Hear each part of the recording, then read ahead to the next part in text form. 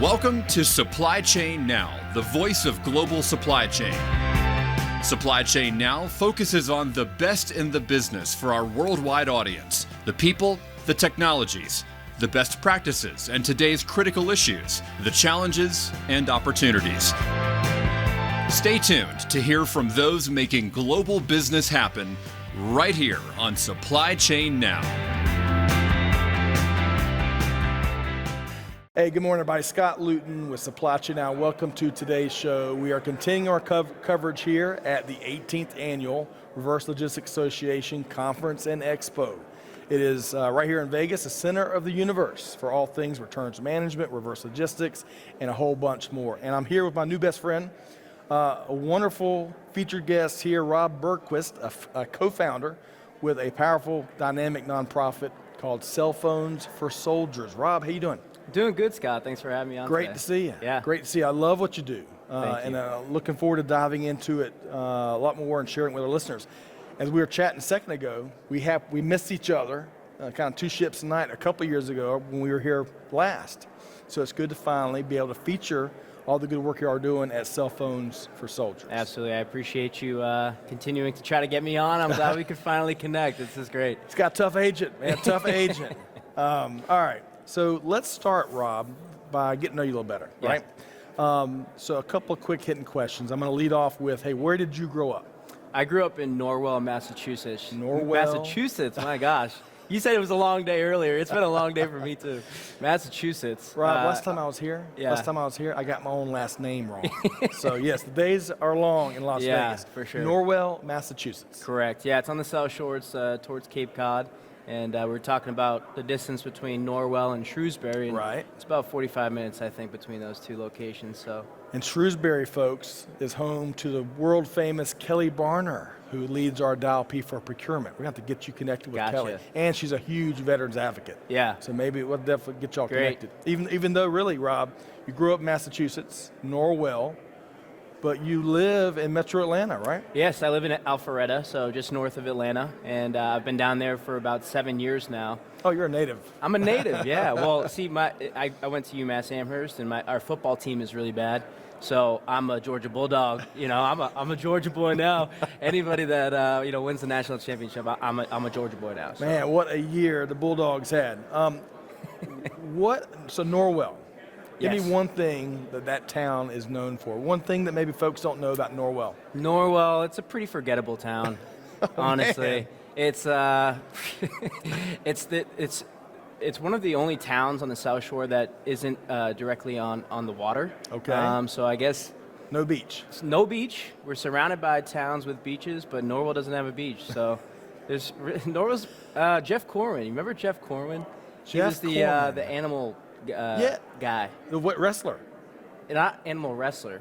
Oh. But he was, I don't know, he was good with animals. Jeff Corwin, he was on like Animal Planet. Yeah. He's from Norwell. He's from Norwell. Is he really? Yeah. Yeah, Man, so I think he might be the most famous person from Norwell. Crikey. No. Not that guy. Maybe, am I saying the wrong? No, maybe not Jeff Corwin. I don't know. I don't know. So but no one of the beaches, there's an animal beaches. handler from Norwell. Maybe it wasn't Jeff Corwin, but well, we'll look it up. I forget his name. Maybe our online researcher right now, maybe Amanda can look that up. Animal handler in Norwell, Massachusetts. Famous animal handler from Norwell, Massachusetts. Okay. So from Norwell to Alpharetta, right, to Cellphones For Soldiers in just a second. But a couple quick hitters. Favorite sports team of all time? New England Patriots. New England Patriots. Go Pats. Life's been good as a Pats fan. Life has been great as a Pats fan. How many? 7 Super Bowls? 6 Super Bowls. 6 Super Bowls. With Tom Brady. Yeah. And he's retaring. But Pats Nation still's got to love Tom. Gotta love him. Gotta love him. I hope he wins the MVP this year. You know, that's such a better story to have a 44-year-old riding out on top, winning the Super Bowl, other than, Aaron Rodgers, who, didn't go get, he lied about his COVID vaccination. What's a better story? Tom Brady, 44 years old, riding off into the sunset. Yes. So hopefully he wins the MVP. We all cheer for him still in Pats Nation. I would. Gosh. Yeah. Six. My gosh, he gave us everything. No kidding. Incredible. And he kept, I don't know, 46 or something? 44, I think he 44, is. but in his 40s playing MVP caliber football. Yep, So he's a legend. he is a legend. All right, so let's talk about your favorite movie or book. Yeah, I was thinking about this, and I think it's got to be Dark Knight. Dark Knight. Batman. Is that That's with Christian Bale and who plays the Joker? Heath Ledger? Yeah, Not his cousin Keith Ledger. Not his cousin Ledger. Keith, but Heath Ledger. Yes. That was a classic. Classic movie.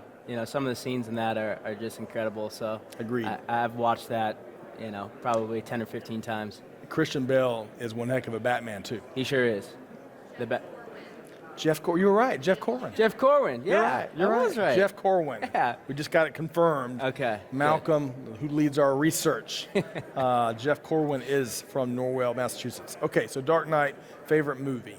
So we've got an outstanding veterans advocate with us, and you come from a family with a history, proven service. Tell us more about that. Yeah, so my grandfather served in the Marines, and so he was my, first, true hero. And so, I always had an appreciation and an affiliation with the military. And my two cousins were active duty when I first started Cellphones For Soldiers. So it was just a natural progression for us to want to support the military. And I'll tell you about how Cellphones For Soldiers started, but really our inspiration was our cousins who were active duty at the time when we first started it. So I come from a long line of service members, and so I just have a huge appreciation for the military. Love that. All right, so I'm going to ask you about a key eureka moment, but I want to ask you, I think for context, I'm going to circle back to that question. So for now, let's talk more about what the nonprofit does, Cellphones For Soldiers. So how does it work? Yeah, so Cellphones For Soldiers initially started back in 2004. I was 12 years old. My sister Brittany was 13 years old. We were getting ready for school one morning, and we had the news on, and there was a story of a soldier with an $8,000 cell phone bill calling home from Afghanistan. And so, again, my cousins were active duty at the time. We hadn't heard from them for a couple of weeks, and that was just kind of the status quo that you often didn't hear from the military members back in 2004. And if you did hear from them, it was very brief. It was usually in the middle of the night. There wasn't a lot of infrastructure over there for calling home. So when we saw the story of the soldier with the $8,000 bill, we were like, this is ridiculous. He's protecting our freedom. He shouldn't have to pay such a large cell phone bill just to want to talk to his family. Right. So we started with car washes and bake sales in our hometown of Norwell, Massachusetts, and whatever it took. Whatever it took. Yeah, we were just trying to, just do whatever we could to help him pay off that bill. So we were successful in doing so, and we were very lucky to be covered by CBS Nightly News. So we got some great national media recognition because we're a 12 and 13-year-old brother and sister. We weren't fighting, we weren't playing video games, and we were supporting the military. And it was just a story that I think really struck a chord with a lot of America at that time, back in 2004, when we had tens of thousands of military members who were deployed. And so, building off of that momentum, we got a lot of inquiries about, donating to our program, but also, we had inquiries from military members saying, I have a $15,000 cell phone bill. So $8,000 wasn't even the largest bill that we paid off.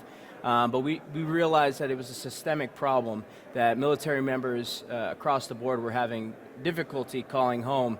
And that they were coming up with huge cell phone bills. So we decided that we would generate a program, call it Cellphones For Soldiers. So people associated Cellphones For Soldiers with their old cell phones, so people started donating their cell phones. Right. And so we were like, all right, well, we'll put minutes on these phones and we'll send them overseas. So we went on to CNN and we explained our story. Right. And a few hours after that interview, we got a call from the Department of Defense saying that it was a security hazard and that we had to cease and desist. Oh, wow. So my dad got a phone call from a general at the Pentagon and we literally had to stop what we were doing. So we were back to the drawing board. What are we going to do with all these cell phones? And we decided that we would recycle the devices in order to generate revenue to purchase prepaid calling cards, which we would send overseas, and those prepaid calling cards are used with a landline. So it's a secure line. Right. So all you got to do is just you dial a 1-800 number, you scratch off the PIN, and you can connect to anywhere in the world for 60 minutes. So fast forward to 2022, and we've sent over 20 million of those prepaid calling cards. 20 million. Which is over 400 million minutes worth of airtime that service members have used those calling cards to connect with family, whatever you do on the phone, sure. just connect, and it bridges the gap, the communication gap, and hopefully bridges the gap, between deployments, between service members and their families. Man, 400 million minutes. Yeah. One of our favorite sayings around here, Rob, we like to share with folks and challenge folks is deeds, not words, right? Man, y'all are getting it done. Yeah. Taking action since 2004, 400 million minutes. That blows me away. What, you mentioned a sister. Yes. So who is did you co-found it together? Yeah, co-founded together. I mean, that morning, it literally was, we ran upstairs together at the same time, and we both brought down our piggy bank money. Wow. So it started with $14 of our piggy bank money. We went to school that day. We got another $7, so we had $21 that we had accumulated on that first day with my sister. And we went to the bank, we opened up a bank account. The bank donated $500 to open up our account. We were like, wow. We're off to a great start. Man. So people really love the story, and my sister was a huge part of it, and we really raised awareness together, doing interviews like this and just letting people know that there was a problem, that military members were having huge cell phone bills and that we needed help to support them. And so Brittany was alongside me all through middle school, through high school, through college. She went off to work in Massachusetts, and she's still up in Massachusetts. Yeah. And I decided that I wanted to.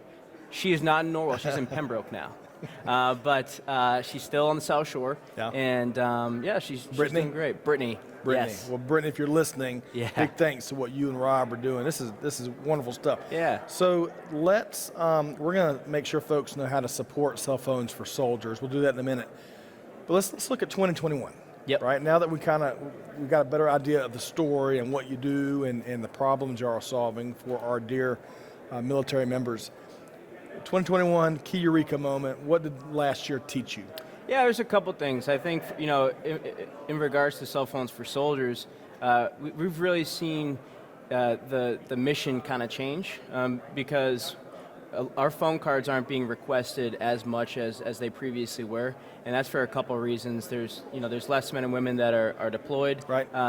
And there's more access for deployed service members to voice over IP systems, to Wi-Fi capabilities like Zoom and like Skype. And so our calling cards aren't needed as much as they used to be, and that's almost like mission accomplished for Cell Phones for Soldiers with the phone cards.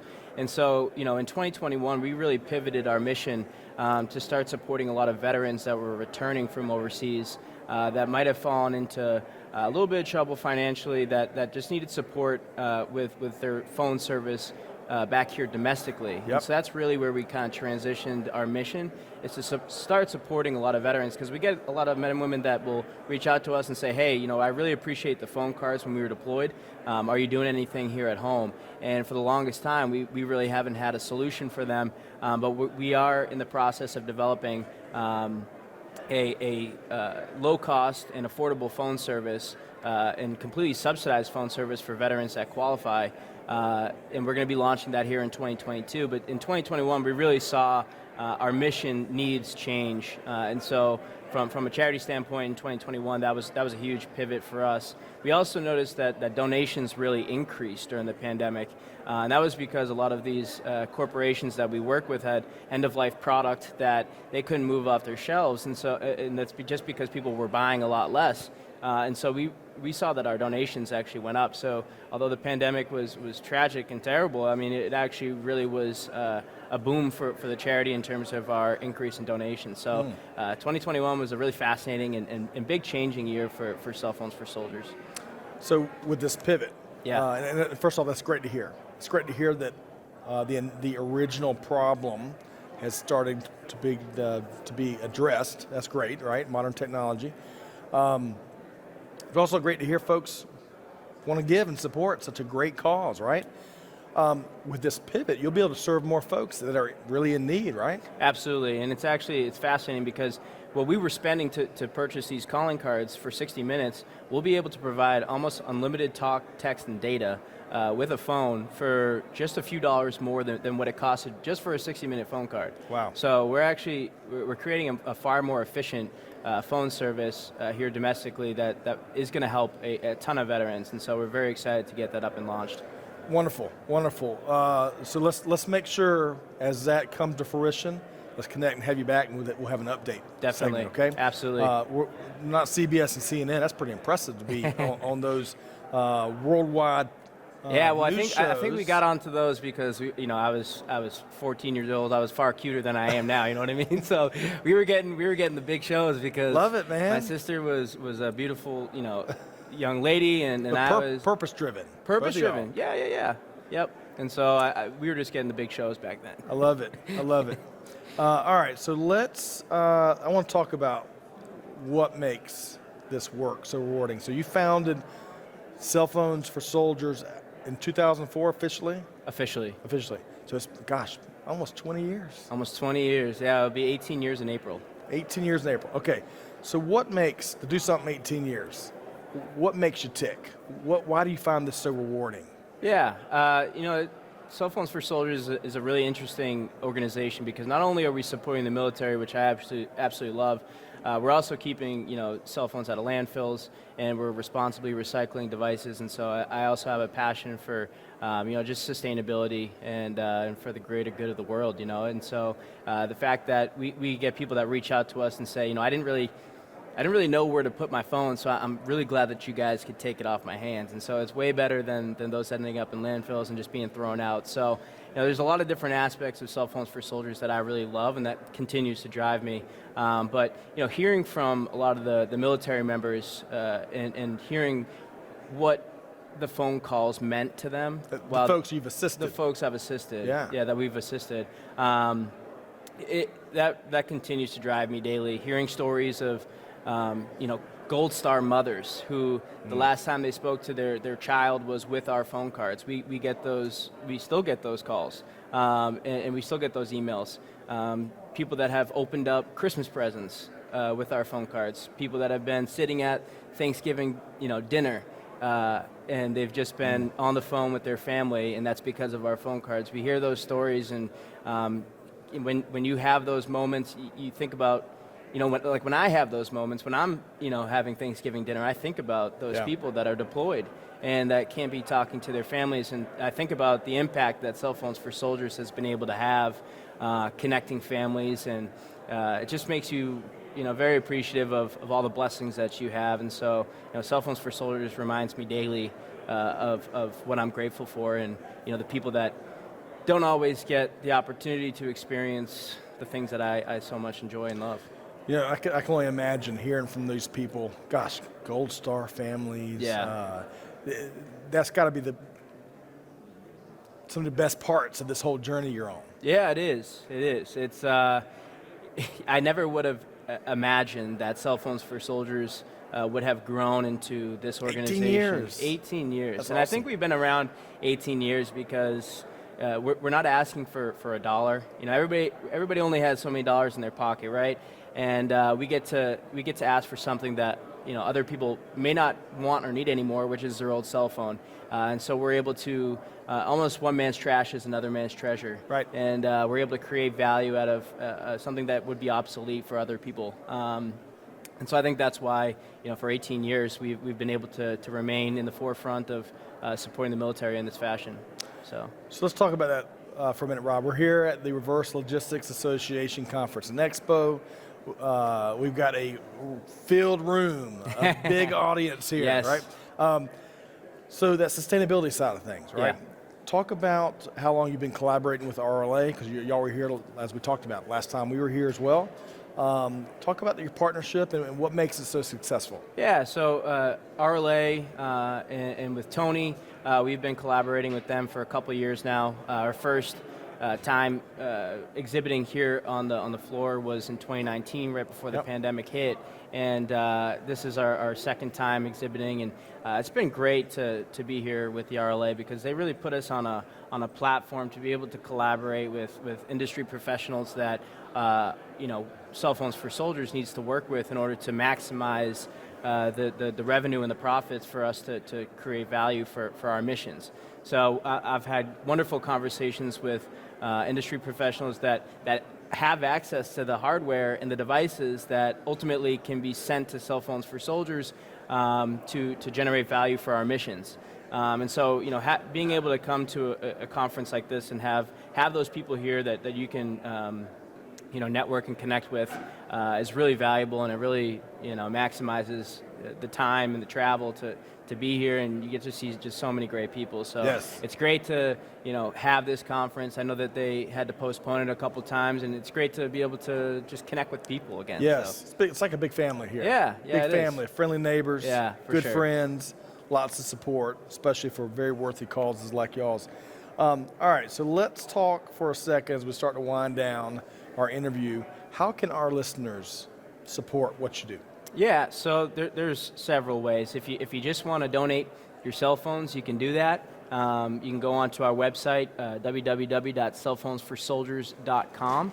And on our website, you can find drop-off locations. Again, we have over 3,000 drop-off locations across the country, small businesses, police stations, libraries, where you can go in, drop off your old phone, and those drop-off locations will collect phones on our behalf and send them to our facility. You can also go onto our website. You can ship the phones directly to our recycling facility. And so if you want to make a donation, that's a great way to do it. You can also sign up to become a drop-off location. If there's somebody listening that has a lot of franchises or stores, it's a great way to get some unique foot traffic into your locations. It's a great way to connect with your community. And again, you're asking for cell phones. You're not necessarily asking for money. So everybody's got one of those these days. Everybody's got an old phone. Right. So we'll put you onto our website. You can plug in your zip code. People can find your location in the community. And then, they'll come in and drop off their phone. So you could sign up to become a drop-off location. You can set up a drive. So if you wanted to just, not become a drop-off location, but just host a collection drive, maybe alongside some type of initiative that people already have going with their community, that's another great way. So there's a lot of different ways.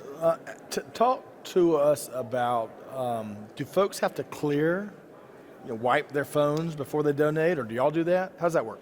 We have the capability to do it, but we ask that the donor does that before they donate the device to Cellphones For Soldiers. It makes it far easier. Yeah, that's right. Okay, fascinating, man. Yeah.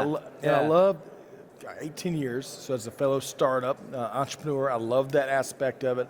I love the sense of purpose and mission, and really the beauty of problem meet solution, hammer and nail, and again, deeds not words, and that's exactly what y'all have done for 18 years now. In April. Yeah, thanks. And it really is. It was a lot of trial and error. We didn't have a business plan. We didn't really set out to do this. It just kind of happened, and it's really a testament to the American people that believed in my family and what we were trying to accomplish, and it's helped a lot of people, and so we're very proud of that. 400 million minutes, and you said it well. Folks that can't spend the holidays with their family, folks that unfortunately use your service to speak to their military member that may no longer be with us. All of these folks in need that connection, you're helping to power. So I really admire what y'all are doing. Cellphonesforsoldiers.com is the URL. Make sure y'all check that out. But how else can folks connect with you, Rob? Yeah, so on LinkedIn, Rob Bergquist. That's a great way to reach me. But also, through our website, we have an info@cellphonesforsoldiers.com email. Just shoot an email there. You can always call our office, and I'm happy to talk and connect that way. It is just that easy. Rob, thank you very much for what you do. Thank you, Scott. Love Cellphones For Soldiers, folks. Hey, if you're looking for a new nonprofit to support, this is a wonderful one, and now based in Metro Atlanta. Yes, right? sir. All right. Go Dogs. So, big thanks to Rob Bergquist, a co-founder, again, with Cellphones For Soldiers. Y'all make sure you check that out, cellphonesforsoldiers.com. Thanks for joining me. Folks tuned in, hope you enjoyed this conversation as much as I have. I'll tell you, Rob has done incredible work supporting our dearly beloved veteran community, so make sure you find a way to support him. Whatever you do, if you enjoy this conversation, hey, make sure you take action. Deeds, not words, just like Rob's leading by example. Scott Luton signing off for now. Stay tuned for more coverage here at the Reverse Logistics Association Conference and Expo. Hey, 18th annual. Same thing with 18 years of a track record for helping others. Hey, Scott Luton challenging you to do good, give forward, be the change that's needed. And with that said, we'll see you next time right back here at Supply Chain Now. Thanks, everybody. Thanks for being a part of our Supply Chain Now community.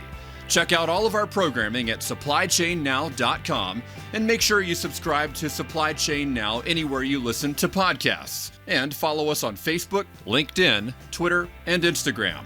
See you next time on Supply Chain Now.